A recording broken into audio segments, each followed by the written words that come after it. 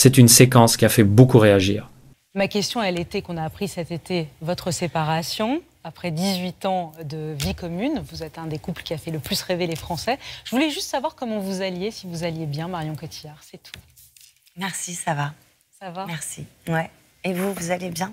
Ce lundi 15 septembre 2025, Marion Cotillard était l'invitée de Léa Salamé dans le journal de 20h sur France 2, mais l'interview s'est transformée en un moment de gêne, avec non pas un, mais deux énormes malaises en direct. Dans cette édition, Léa Salamé a présenté un GT marqué par plusieurs actualités fortes, notamment un accident de bus scolaire dans le Lot ayant fait 10 à 7 enfants blessés, un sujet sur la grève prévue le 10 à 8 septembre, ainsi que les inquiétudes liées aux pénuries d'œufs dans les rayons.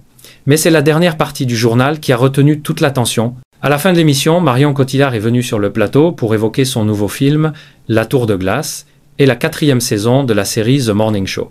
Et c'est là que tout a basculé. Premier malaise. Léa Salamé s'est trompée sur la date de sortie du film Karma, réalisé par Guillaume Canet. La journaliste a affirmé qu'il sortirait dans quelques semaines, mais l'actrice l'a immédiatement corrigé. Non, ça sort dans un an, en octobre 2026. Une rectification qui a jeté un froid sur le plateau. Quelques instants plus tard, nouveau malaise, encore plus inattendu. En fin d'interview, Léa Salamé interroge Marion Cotillard sur sa séparation avec Guillaume Canet. L'actrice, visiblement gênée, répond simplement « Merci, ça va, et vous, vous allez bien ?»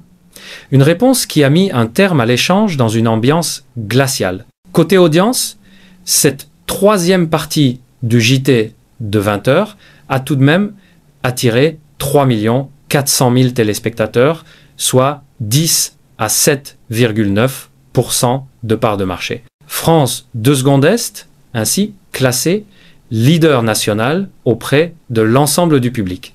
En revanche, sur les cibles commerciales, les scores sont plus mitigés.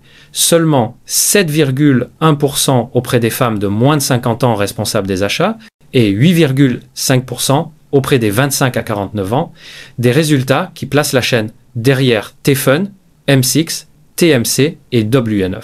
Un retour médiatique mouvementé pour Marion Cotillard et une séquence qui restera sans doute comme l'un des moments les plus malaisants de ce début de saison télévisée.